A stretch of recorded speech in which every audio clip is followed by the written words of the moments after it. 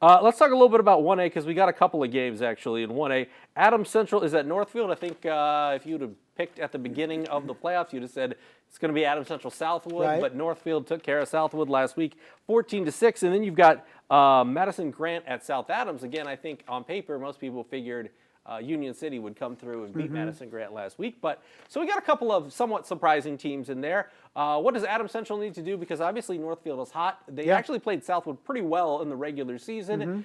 They turned in their best performance of the year last Friday night, and you always want to peak at the right time. It appears that the Norse are doing just that. What can the Jets do to win? Well, the biggest upset of last Friday, I think, in this region was that Southwood lost to Northfield. So Adams Central, I think it's on the ground, right? Blake Hirely, Alex Curry, those two guys are huge for them.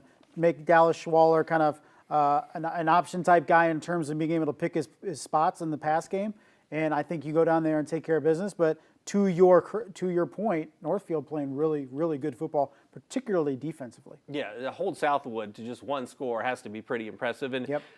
that's what Madison-Grant is trying to do against South Adams. It is seemingly impossible. I would Seemingly. think, Monroe Central couldn't do it, although they battled them pretty tough. What does South Adams need to do to win a sectional championship? I know we talk about just their ability to perhaps make a deep run in the state tournament week by week. You got to take care of business on Friday night.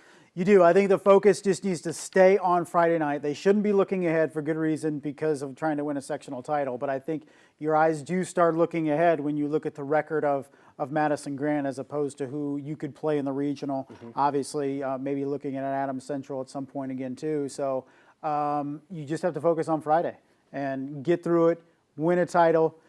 Stay healthy. You already lost Drew Stutzman for a couple weeks due to an injury, so hopefully they get him back before, if they can get all the way down to the state game, they get him back. But that's the big thing, I think, for South Adams is get a dub, stay healthy, come back home, prepare for regional. We have a fair number of teams still alive. What are you most looking forward to as we enter sectional championship night on Friday? I'm looking at 5A and 6A with some SAC showdowns. I think there's obviously a lot of intrigue with Carroll Homestead.